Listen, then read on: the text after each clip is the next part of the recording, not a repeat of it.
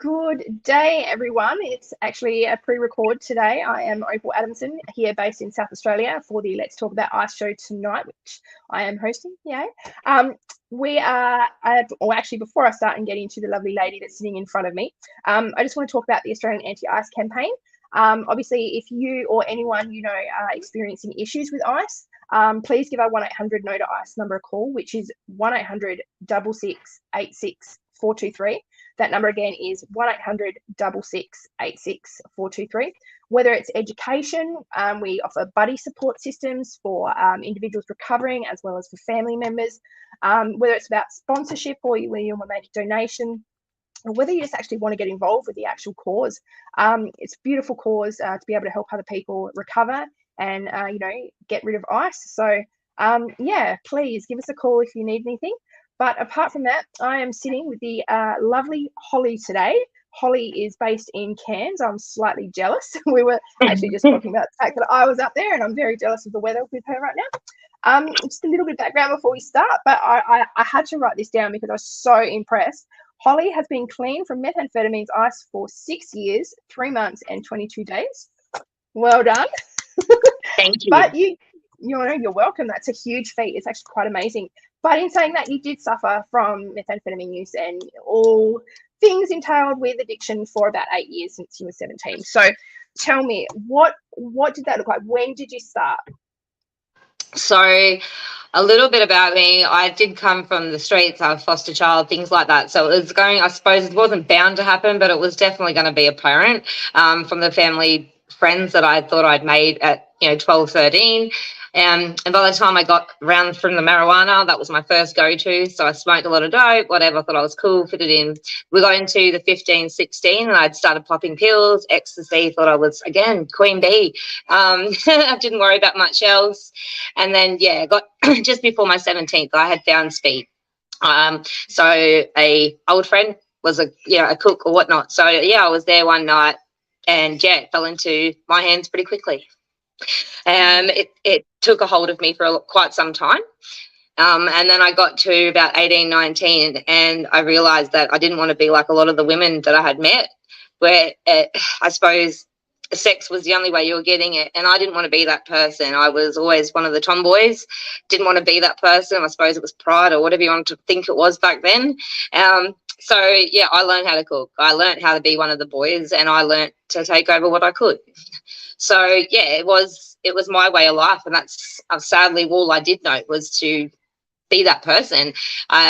I didn't have a family, as I said just before, so having, no family and growing up, I suppose when you find the streets and your people, you feel like you've got a family. And I was like mum to everyone. I was the youngest out of everybody, but I always made sure everyone had something to eat. I was doing everyone's washing. Everyone used to, call me mum, a lady, or whatever everyone used to call me. And I was the mother of all the oldest men. And it was, I don't know how that worked, but that's how it was. And I felt like I had that place. I felt like I had my home. I felt like I had a family. So we all stuck together. We all looked out for each other, so I thought. And it wasn't, till many moons of getting clean later that I realised that, no, we all just used and abused each other and bounced off what we could. And that was the saddest part of my realisation, I think, because I held on to my people for so long, more than I did the habit. In the end, after I had my son at 21, I turned 21 when my son was exactly 10 months old, so work it out, 20, whatever. So in saying that, I got to that part, I had done my whole pregnancy clean. I had done his whole first year clean, everything. And I did amazing. I thought I was onto it. 13 months, someone rocked up and said, can you make me some money? Threw a bag at me. In my head, I was clean. Yeah, man, no worries. Let's go. Ding, ding, ding, ding, ding. Make your money. Before I knew it, I was back on the shit using. I had my best mate back then. If he does watch this, he'll know exactly who I'm talking about. And he saved my son, and he was the only reason why I had my son for so long when I decided to use again. Sorry. But it's true. So, it's a really big thing. I don't talk about it a lot, but he was everything for my son. My son never missed out on a park or anything like that. And I'm grateful to say that he was there with him. And, so I wasn't there. I wasn't present. I missed so many of my kids' firsts, like so many of my kids' first, and because I was too busy running around helping people get out of jail or whatever it was that I was doing. So I'm grateful to that friend that I did have, I suppose, through that time. But a lot of things happened. I fell into a really big cult, I suppose, at one stage. It was a really big thing in Cairns here. People, got hurt, people died, whatever. It was a big thing. I ended up getting into a lot of trouble with the police, with a lot of people. A lot of us did. And I had my time where they said they would take my son or do what you don't do, I suppose, in the scene. And even then, I didn't do what I should have done for my son. I didn't write statements or anything. I thought, okay, this is my family, fuck this.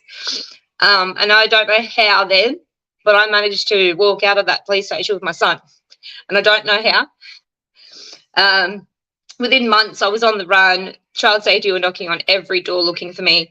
Every fucking place I'd been, any phone I'd ever been on, they were ringing it or anything. Like, it was for a long time, 6 months. Thanks to that same friend that I speak about that took my son. He had been away from the scene for a while. He'd been out of town with an uncle, and I rang him and said, I'm fucked. They're going to take him. I don't know what to do. I'm done. Like, help me. As always, leaned on him, help me. And when he probably should have told me to go fuck myself, if I'm being honest, he probably could have, out of all the shit I just allowed him to take for me, So, but I was grateful again. He came and got me and drove me down to where we did, out of nowhere, out of Cairns for a while. And I was completely clean again. That was it. I made sure my son was life. I did everything I was supposed to do, and I promised I was going to do it, and I did. And child safety walked in 5 months later in the bush in the middle of nowhere through our front door. And I think I'd never felt scared as fuck as all I did that day. Yeah. And so, yeah, they walked in and I was actually doing the dishes. My son was literally just eating breakfast. I apologise, my daughter. So no, don't apologise. We are mama bears. It's what we do all day, and getting peace and quiet isn't necessarily something we have the opportunity to happen. As I was saying before we recorded, I wouldn't change it for the world though. But yeah, so they walked in this day. Come on, sweetheart. They walked in this day. And I had obviously said, like, yep, this is Levi, we're here. Had spoken to them. They knew that I was clean. I was in the right sort of person's, company and things like that. And they left me with Levi. But before they left me with a piece of paper that actually said that I needed to have on me, because if I went to Cairns, they were going to take him. Yep. And I didn't understand that. I was like, well, you've just told me I could have him and you're leaving me here. So how does that sort of work? And I was a bit confused and I got a bit scared, and I knew it was because of the situation I was in back home with people and police. And yeah, it wasn't a comfortable situation to be in. I stupidly still went back to drugs. I got back to Cairns again 5 months later and I did the same thing. And I didn't know why I did it. I don't even know why I did it, but I did. And I thought I was queen bee again. It went on for 2 years. I continued to use. My son was never taken. I had a home this time. Everything was like whatever, but nothing was done. Nothing ever happened. And then one day I was at my lowest point. I'd been out of my home for quite some time, running around for 2 weeks, in and out of hotels with my son on my own with a bag. And I was trying to find anywhere to be. And I couldn't find anywhere to live, nothing. I didn't know what to do. I couldn't sell enough to pay enough in hotels. Nothing was working. I was at my lowest. In and out of Woolworths with shopping bags to make sure my kid had food every day. You name it. I was at my lowest. And, I rocked up to someone's place, again, used to sell to, help me out, need somewhere to be, whatever. My kids start school this week. I need to do something.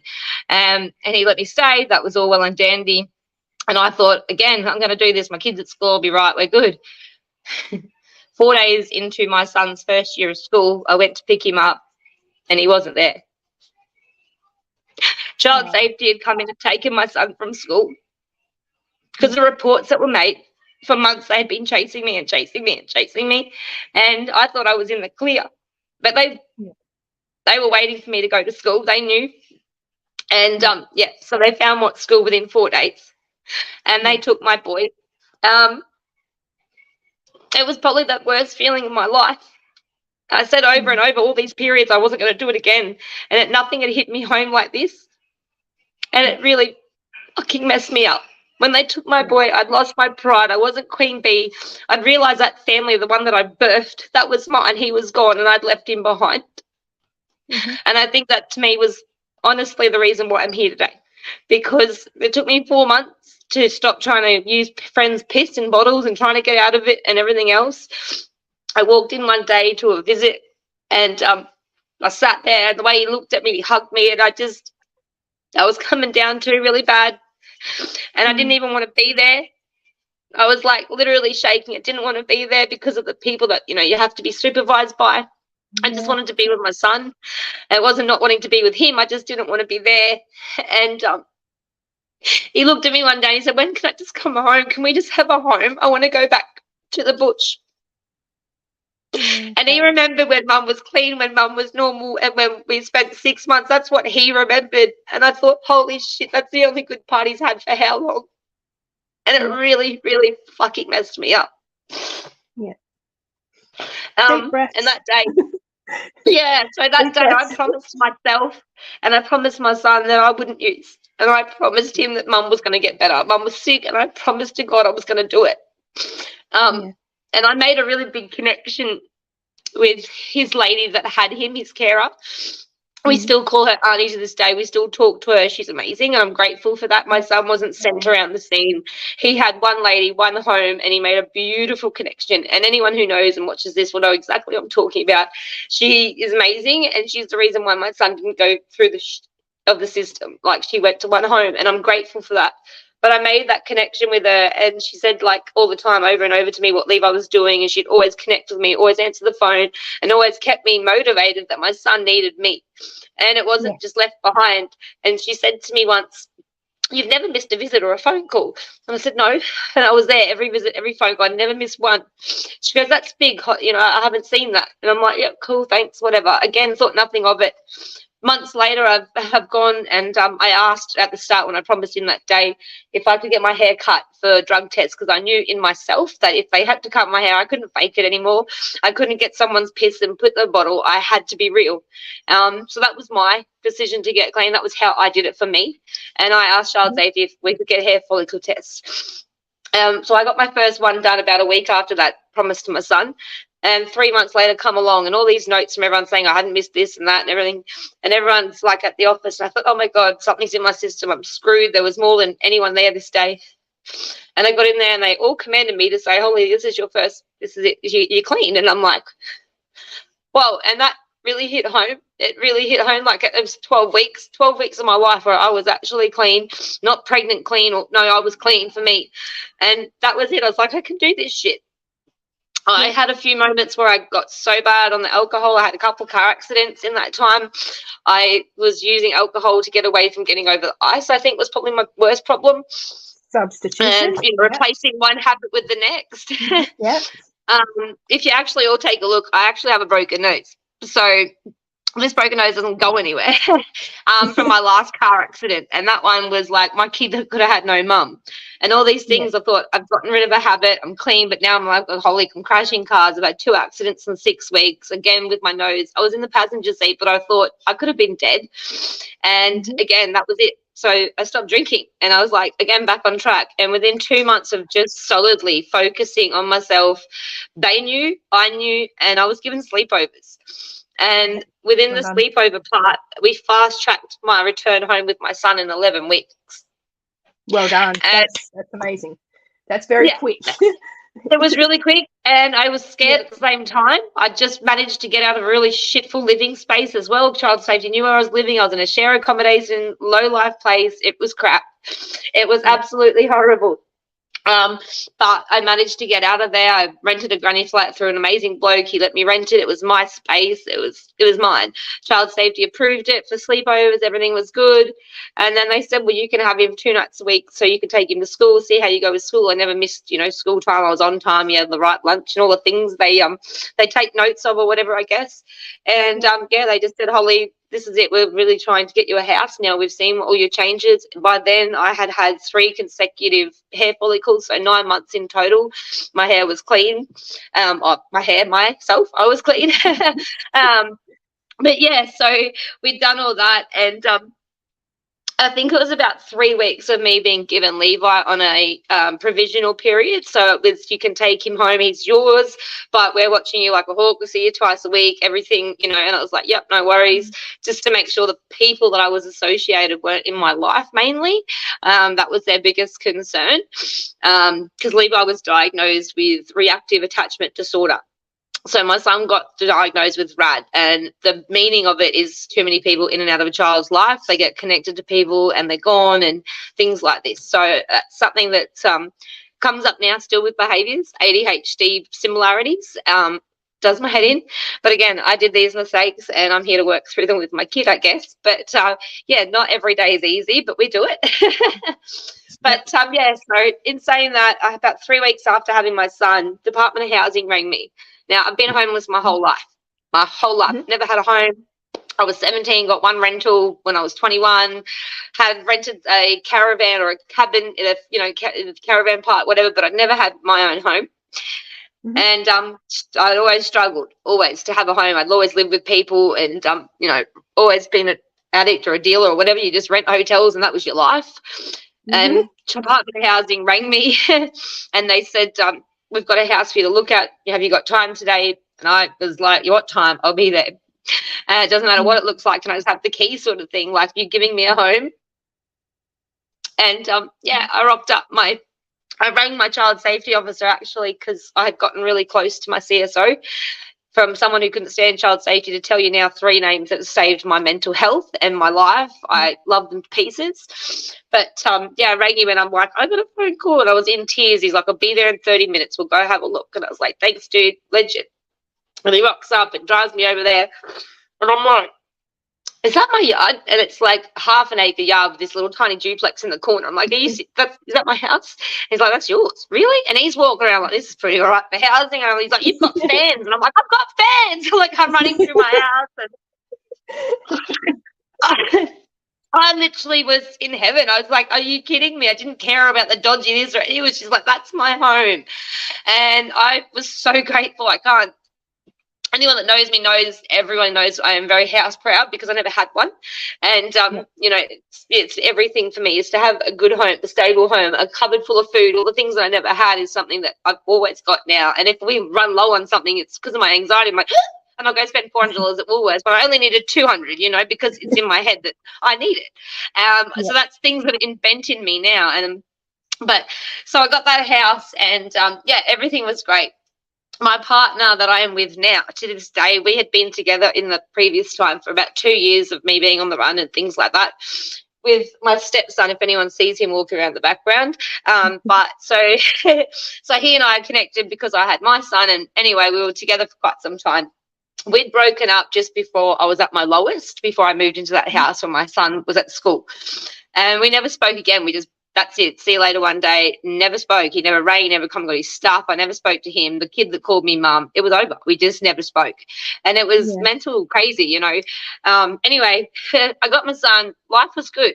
This will spin people out, and I love to tell people this. But so I had missed calls about a month before I got given Levi from his mother's Facebook. And I'm like, we haven't spoken in 2 years.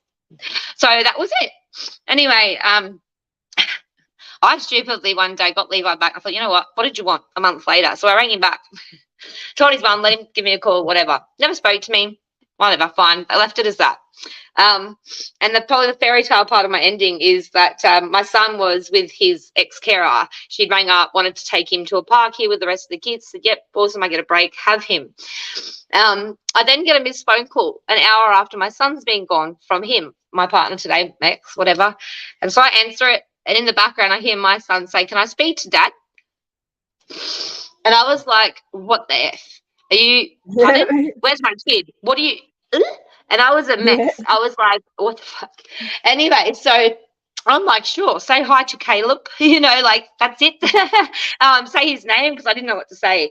We ended up catching up for a coffee. He too had been clean for over a year, had started an apprenticeship, was working his ass off, had his son, life was good. Everything was, fine and dandy for us both. So we took it easy and, I had my house, so he was coming in to and from work. Kids were getting along. Life was good. Fast track to 9 months later, and I fell pregnant with our baby girl. In the time we were together, I did have 2 abortions in 12 months to that man. And so when I say she's meant to be here, to the same dad, I really believe that your kids choose your parents, because within 9 months she made it like, well, you aren't just working it out, I'm coming. And you know what, we're here, we're here now 5 years later, nearly 5.5 years later. We don't fight, we don't argue. Our life is literally amazing. He's finished his apprenticeship now, still works his ass off for his brother-in-law. Life is amazing. For us, we've got our forever home, 4 bedrooms. Before last year, Child Safety had asked me if I'd like to be a kinship carer for my brother. Successful to say that I have a certificate on my fridge now that says I am a kinship carer. I'm entitled to a blue card. From grievous bodily harm charges, all of it. I've done it, nailed it, and my 14-year-old brother now lives with me as well. So we have now moved from my little duplex into a 4-bedroom home. This is my forever home. In our 4 bedrooms, I have a beautiful yard, my Rottweilers and dogs, and life's crazy. Kinship carer for my child, everything. So life's really fast-tracked from the person that I used to be, homeless, junkie, everything that I was, to where I am now. And again, it wouldn't have happened unless they had taken my son.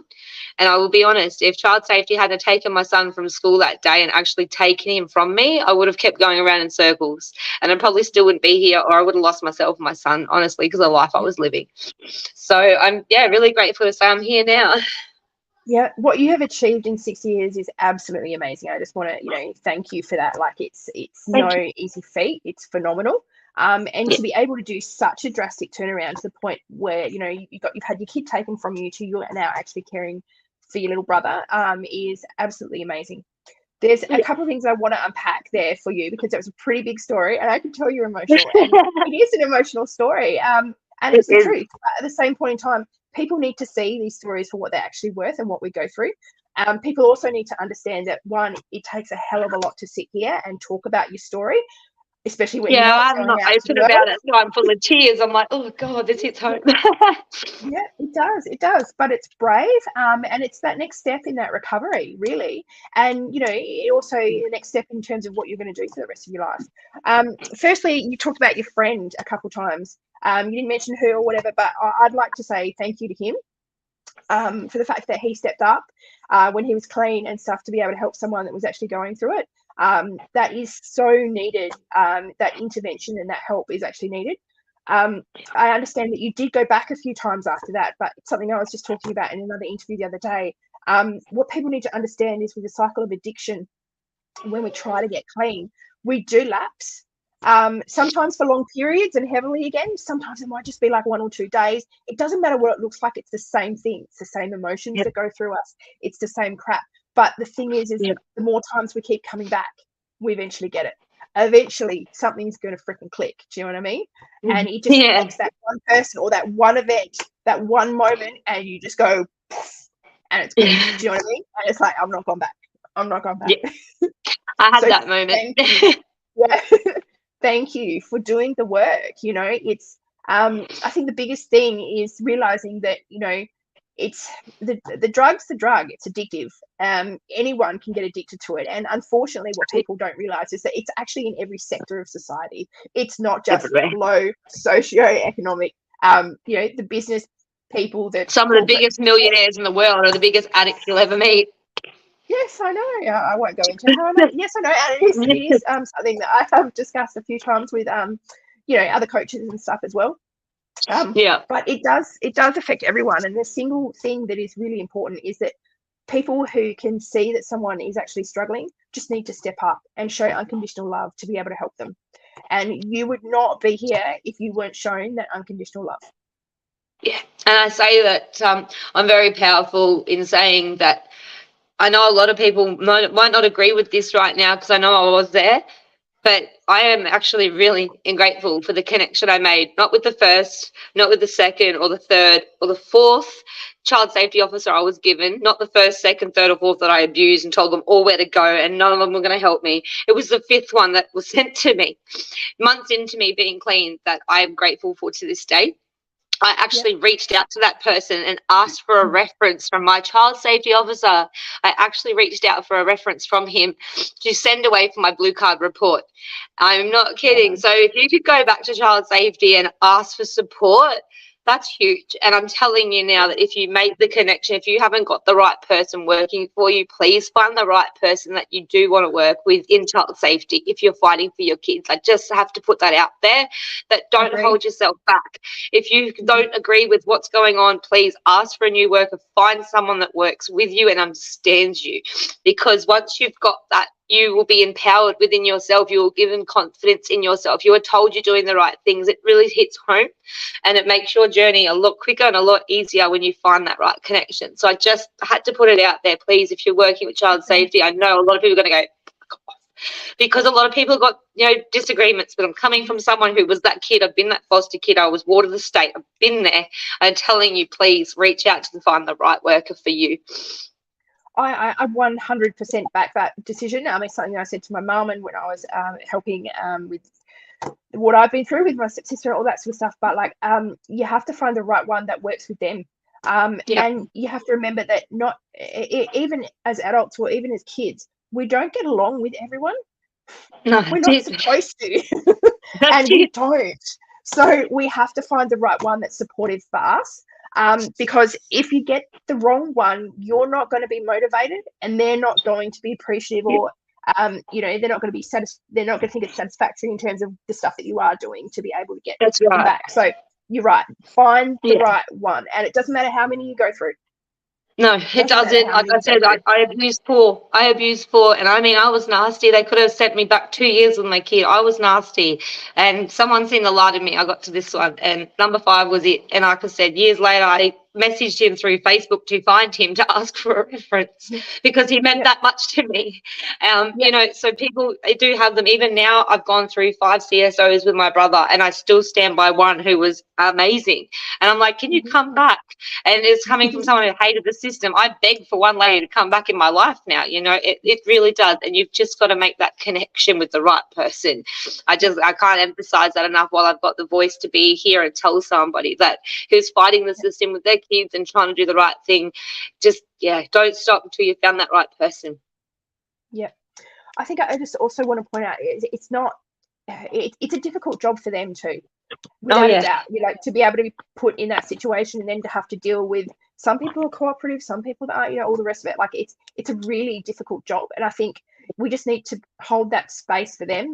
Okay, so maybe we might not get along with them. We need to respect them for the job that they're doing and respectfully ask to be able to find someone that's actually going to help us. That's right. Absolutely. And I went about it the wrong way. Like I said, I went through 1, 2, 3 or 4, and I was nasty. It was so rude. I was horrible. I look back at me, old version of me now and go, oh my God, Holly, I'm horrified with myself. But again, that was the old version of me. I forgive myself for that. I was in pain, but it's really important to find that person that just understands.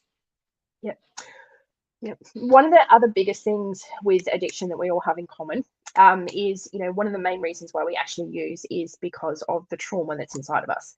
At the time, we don't realize, we use for, fun reasons or to be part of the group, to, whatever it might be. But realistically, when we develop addiction, it's generally because of that trauma that we actually have inside of us. Yes. And the healing of that trauma takes a very, very long time. Can you tell me a bit about how you've dealt with that trauma, how you're healing? And because we talked just before off camera about how we're both healing still. Mine's 3.5 years and yours is 6 years. How have you dealt with that trauma to be able to get to the position in which you're in? Yeah, so in early days for myself, when I first got my son, I was rocking life. I got my own house. Everything was good. Caleb, my partner, was back in my life. Everything was great. But I didn't know what I was doing. I didn't know what I was supposed to feel. I had a lot of anxiety, I suppose. PTSD definitely came into it from the abuse of, putting yourself in the worst relationships possible. So all that, being put down and things like that, DV or whatever, had definitely come over me. So it was hard to get out of my mindset. I found myself even lacking, in parenting, a lot of it. And I reached out to a group, actually. A lot of people might know who that group is. It's called the Anti-P Ministry. My girlfriend and one of my amazing brothers here in Queensland actually were admins for the group Anti-P Ministry. So it was founded by brother Brendan Warren in New Zealand. It's come to Australia now. And they said, why aren't you admin? And I was like, huh? Why would I want to be admin? You know, like, what am I supposed to do? And they're like, well, you're clean and you just be you. You tell people how you got clean, what this and that, and, you know, explain it to me. And I put my head into it for about 3 months. And every day I just rocked up and told someone a part about my life, or I'd go live when I was having a day, or, you know, and that really, really helped me. Within a few months of just doing it constantly, I'd let a lot out. I'd let so much out, even just talking to myself out loud, you know, it was just like, ugh, and I'd cried, I'd sat with my emotions. And I suppose on the days where people go, I didn't want to sit with them emotions, I just wanted to be high. No, I knew the difference. And I always reminded myself of how high and where it got me, because whatever goes up must come down. And that was a really big thing for me. I know whatever goes up, it's coming down. And I learned that, you know, and so for me, it was already here. I'd lost my boy, it was here. It was like, right. So I'd literally get out of my mindset. I suppose exercise was another one as well. I'd get right into this whole clean eating thing for like 2 years. I did juicing and this and that. And I put everything on Facebook, everything was on Facebook. So everyone was like, oh, yay. And that social interaction, that constant commendments from people, and, you know, just the confidence boosting and telling me I was doing the right things and well done, asking me for advice. I was like, me? You me? Okay, hi, I'm here. And, you know, I felt needed. I felt important. I felt more than just a mum that got clean. And I suppose I can say that to anyone, is getting out of your comfort zone. So when you're having those shit days, getting out of your comfort zone, whether you have to tell yourself, you know, I don't know if anyone knows the 1, 2, 3. So you count to 3 and you just get up and go on the count of 3. So it doesn't matter what you're doing. You can be sitting there as lazy as hell. You're not going to move, vegetable, watching Netflix, whatever. And you just do it. And it might take time, but you've got to get into the habit. So one of my things was 1, 2, 3, go. And I'd be sitting there and it was like, I'm not doing this. And I knew in my head I'd repeated it. You know, I procrastinated so much. I'm not doing nothing. And I'd be like, 1, 2, 3, go. And you just jump up with anxiety. Okay, let's go. And you'd have to do it. And, you know, it takes a bit to get into that. It's definitely not, oh, I'm just going to tell myself 1, 2, 3, go, it's going to happen. And you've got to be in the mindset of telling yourself 1, 2, 3, get the hell up, you know. And so there was all these things over the first year and a half, I suppose, of having my son back that I, you know, enabled in myself to be able to keep going. And a lot of it come from socials.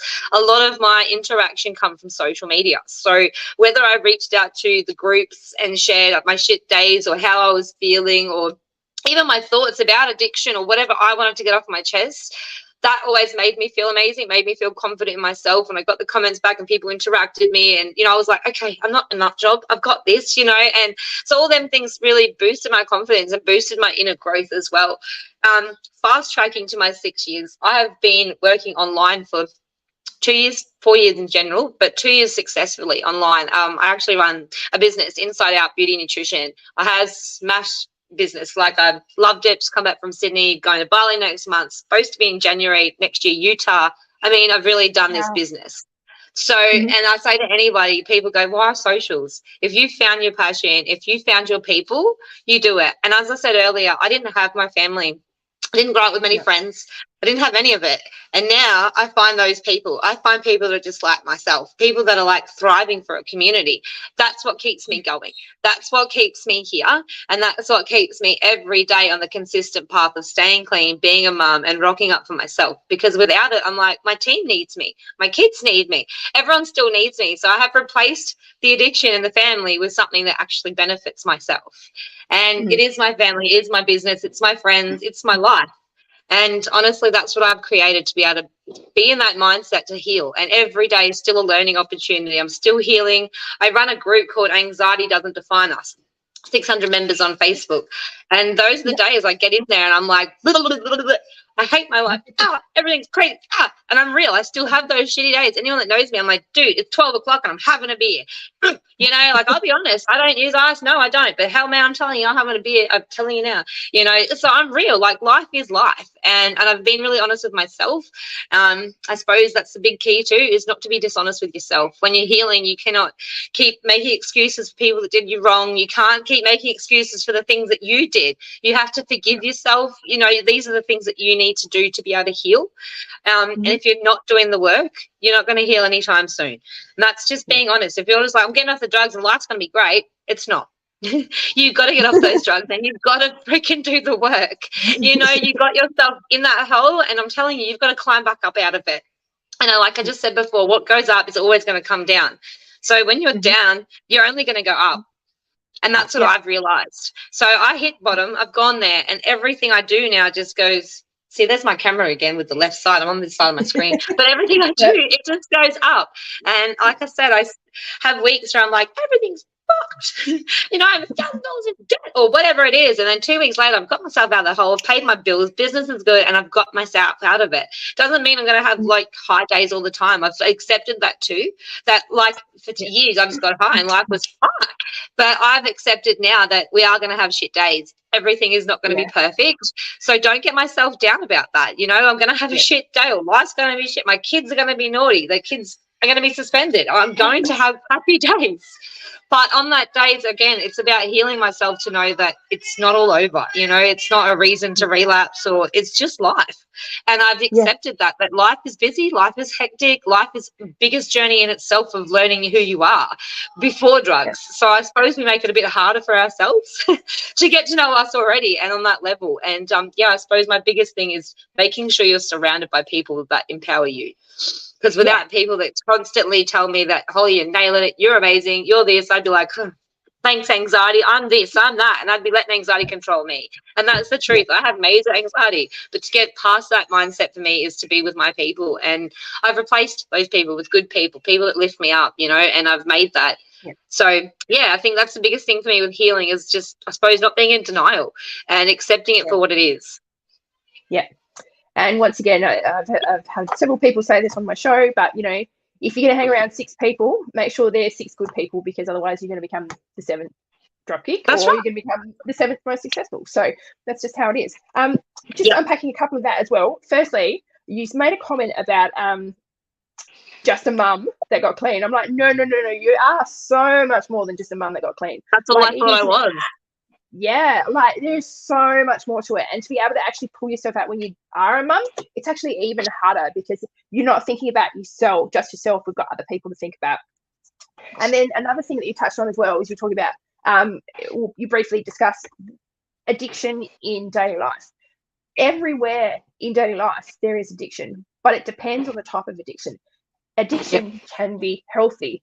You know, we can have that addiction to making too many smoothies, or going to the gym or walk, or those sorts of things too, you know, but as long as it's in balance, so that it doesn't affect the way in which we actually act, or detract from the time that we're actually supposed to be doing something else and take us away from the actual present moment, and it's healthy. But as we know, drugs, it's no go. No, it isn't. Just say that. Yeah, that's right. That's exactly it. Like, honestly, I know people who got Netflix addictions, and, you know, like, honestly, 4x4 addictions. I've met people that have got 4x4 addictions. I'm like, what's a 4x4 addiction? Don't you know what a 4-wheel drive is? And I'm like, I live in Cairns, Queensland. Like, you know, and you thought you'd lived this big life, and all of a sudden you're meeting people that catch balls and stuff. I'm like, oh, okay, that's living right. Yeah, I think what was the other comment? Like, we realise that we know nothing when we realise. We realise that we I can't even remember it. We realize when we think we know everything, we actually realize that we know nothing, and therefore the journey starts again. Yeah. So that's exactly right. That. That's right. Learning every day. We were growing every day. The other thing that I wanted to touch on is you said you run a group called Anxiety Doesn't Define Us. Would you briefly talk about that? Because you didn't mention that before. That sounds really interesting. Yeah, so I actually have a few groups. You've actually come. Yeah. Yeah, okay, I've got a few them. groups. So I run the Not So Perfect Mamas group on Facebook. So Not So Perfect Mamas is because I'm not so perfect. My life isn't perfect. My kids aren't perfect. Life is life. And I created that because my stepson has autism level 2 ADHD. My partner's gone from 5 a.m. till 6 p.m. Doesn't understand his child in any sense. I'm not meaning it in a bad way. He's just a full bloke. He really just doesn't understand autism. So for a meltdown, stop whinging. You know, and he doesn't understand. He's not being nasty. He just doesn't understand. So it's been on me for 5 years. And it's on me. Every meltdown explaining it, it's me. And honestly, it was killing me. I was like, fuck is this? I didn't sign up for this. You know, and trying to understand a little person when I'm still trying to find myself again was really, really hard. And at the start, I thought, I can't do this. This isn't going to work. And I thought, you know, this is going to happen. I can't raise this kid. I'm going to hurt him. I'm screaming like, you're not listening to me. And I had all these bad parenting habits and all this. And I thought one day, I'm not the only one, right? Like I can't be. So I just created this not so perfect mamas. I invited 40 of my friends, and it started off as a Friday night. My girlfriend in New Zealand, everyone would just rock up, tell everyone, we'd sit there, she'd have a wine, I'd have a beer and be like, right, kids have done this week. I'm not having this. And it was a freaking mums group where we could just vent. And that's what it was originally. And then as that like time went on, I was running my business. I was really busy. I just started putting memes in there and community like events and things like that. I'd post all sorts of things in there. I find like recipes that are really cheap and easy for mums now, and things because our low budgets, we all know what it's like. So all these little things, and I put everything into there. And like I said, some days I rock up with some crazy memes. Mum's like, "Oh my god, did you just post?" I'm like, "Yeah, that was me. Not so perfect, you know." So and we have that laugh again. It comes to that social interaction, and everything's just So I really created the not so perfect mamas for mums like me that were really drowning. Kids are not perfect, and you didn't know if you were doing it right or not. So I created this group, and now people reach out in DMs, and they all lean on each other. People have made so many friendships and connections from inside the group, and yeah, it's beautiful. I love it. So that was my not so perfect mamas, and that's any mama that. Did you just come out nude? Right, run away. I can't find my pink pizza. All right, that way. Run. I can't find my pink pizza. You're gonna love it. Your 4-year-old's home and she's showering. Okay, hang on, I'll take you away from here. But anyway, so we created that, and I just know we're on a time limit, so I'm like, hang on, you have the camera. Let's go. Come on, this way. That way. So anyway, then we created the anxiety doesn't define us. And when I created the group, again, it was for myself to have an outlet for somewhere to talk. Find my pink pizza. I'm doing it, ready? And for somewhere to talk. So at the end of the day, I was like, if I'm stuck in my own head, how many other people are too? And again, it was the same thing. I could just share my thoughts and get out of my own head. That's all it was supposed to be. And it went from 40 members to 600 members, I think we are, maybe 580.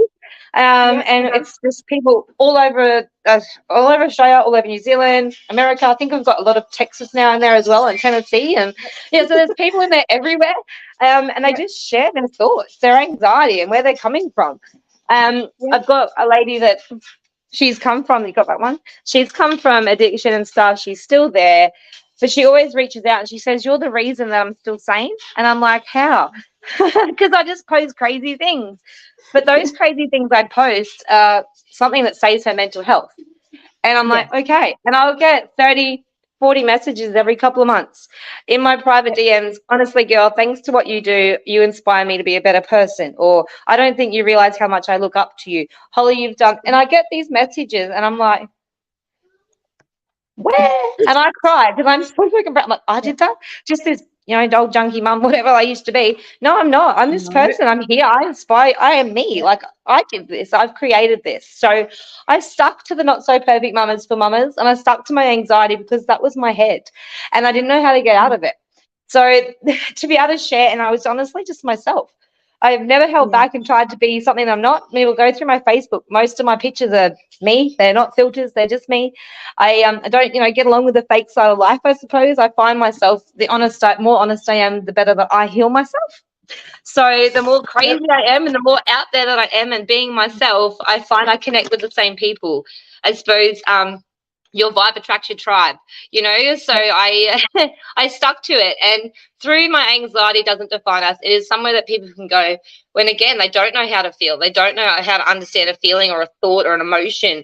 And there'll be something in there. I remember I spent probably my first year in the group. It's been going for a couple of years now, but I remember in there I first started steps on guides. So I'd be like, who lacks confidence, or who lacks this, or whatever it was that they, people would comment and vote in the poll.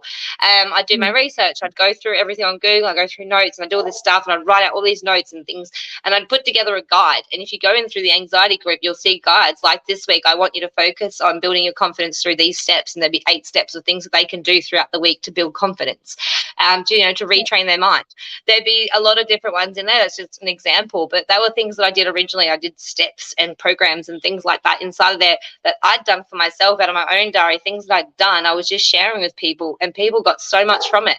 And I suppose it was, I'm not a doctor, I'm not a shrink or anything. I'm just me. I'm just real. I'm just letting you know it's come from my space. And that's all it was. It was just someone else being real that someone could connect with.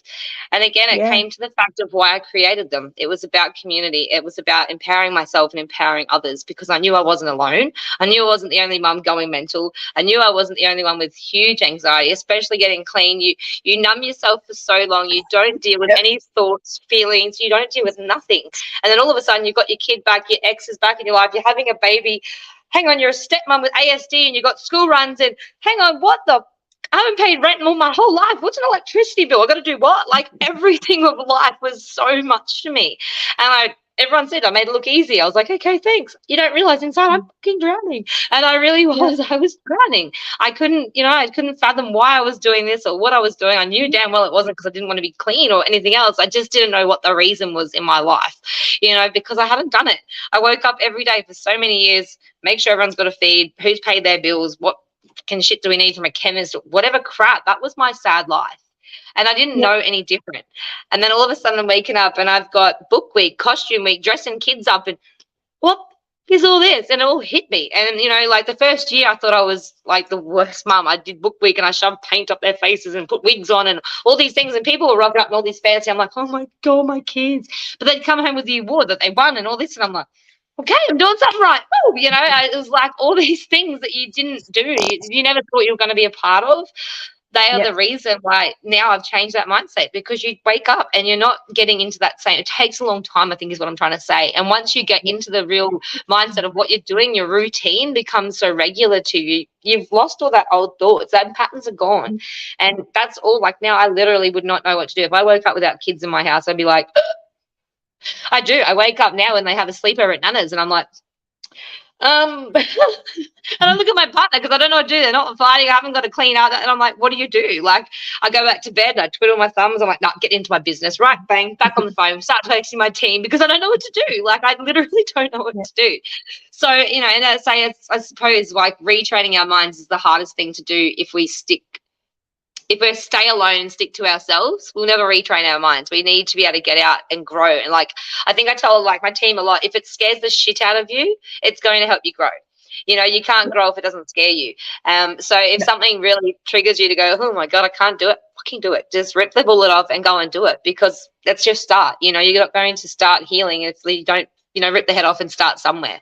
So yeah, I suppose it's really working out. It's working out what you want from your life, I suppose, too, because when we're, clean, you've never had to think about what you're going to do in the future or what's to come. You're literally worried about the next high and going to bed 6 days later or a feed. You're not really worried about much else. So it's really finding your big why and what you want to do. Like, you've got clean, yay, what do you want? And when you've found that, like, you just got to work at it. It's, it needs to become, like we said before, about healthy addictions. Make your goals your addiction. If it's healthy, make it your addiction. Don't stop. Just go and get it. And that's my big thing, like my business. That, at the start of the year, I was like, I'm going to Bali. I'm doing all this. I'm going to do this. And I didn't think at the start of the year I'd do it, but here we are. I've just come back from Sydney, smashed recognition dinners, galas. I should have been in Bali on the 7th to the 14th of September. So everyone watching, please wish me luck my passport arrives. Otherwise, I'm not there in September. I'm back in November. But honestly, I'm excited as hell. Like, I can. Life is amazing, even with crazy children. Like I said, I wouldn't change it for the world. Absolutely wouldn't change it for the world. So you need to get down, zip it up.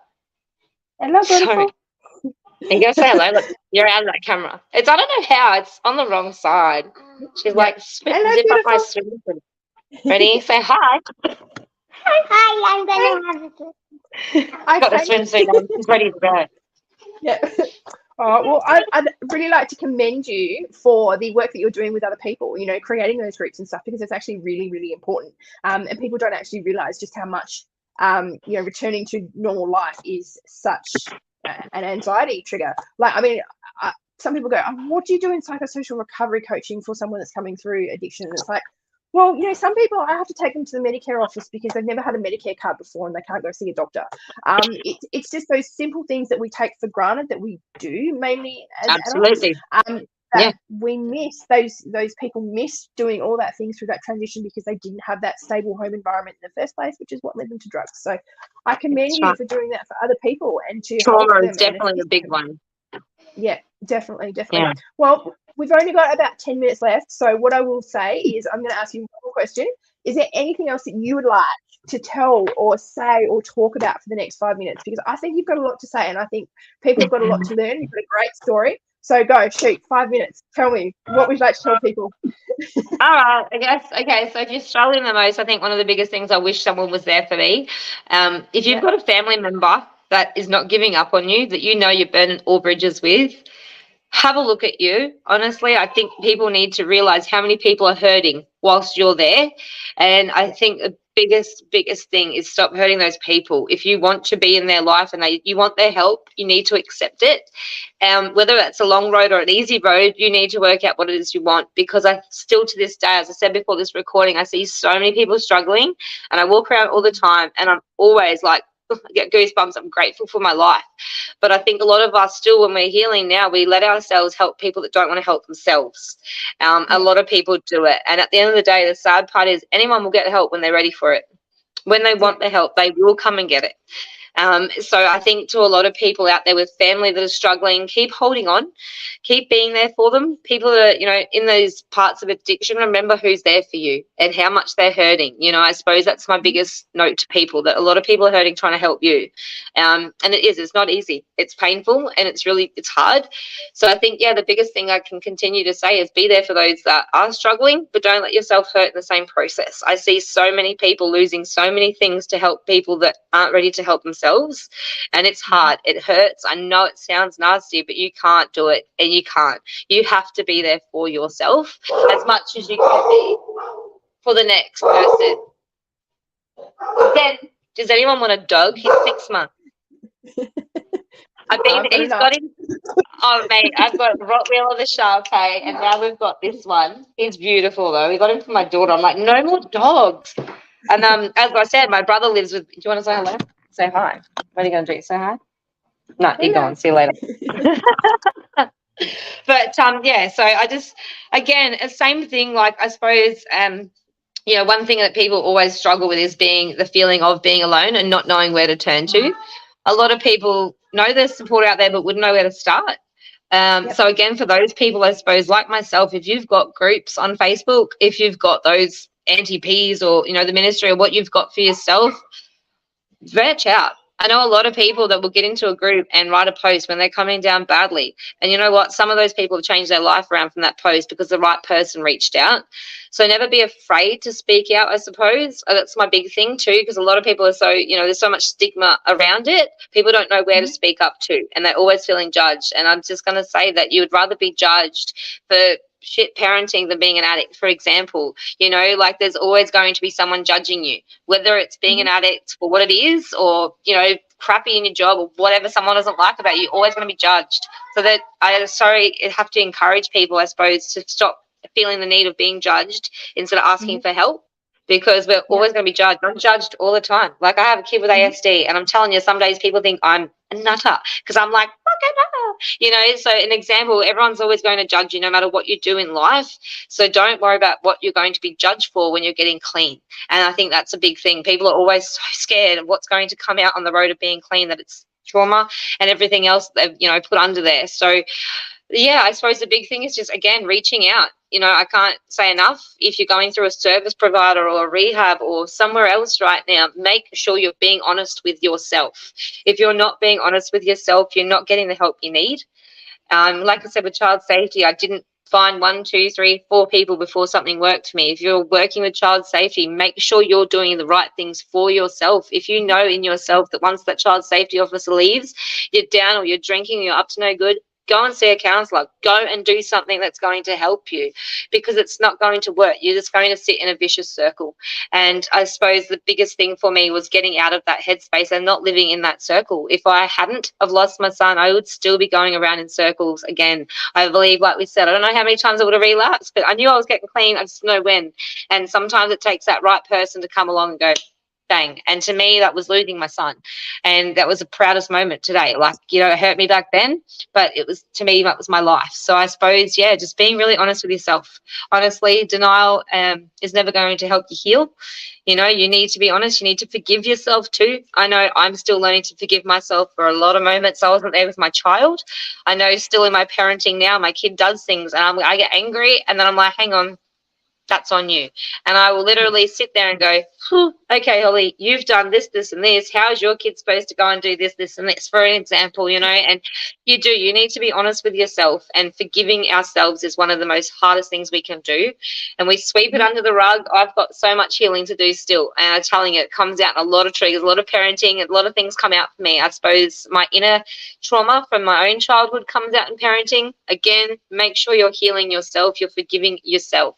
You know, we're not doing any favors to ourselves if we're not being honest, and we're not doing what we need to do to be able to make those changes. So, yeah, I guess it's just about rocking up for yourself, guys, being honest and reaching out for the right support and surrounding yourself with the right support.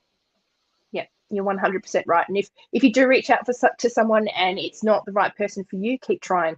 Just because that's, you know, a rejection there, you just got to keep trying, much like, you know, child services. So, yeah, no, I just want to thank you for your time and for your absolute honesty today. You have such amazing points, and they're on point completely, you Thank know. you. And I think, no, you're welcome. I think you're an actually remarkable young lady.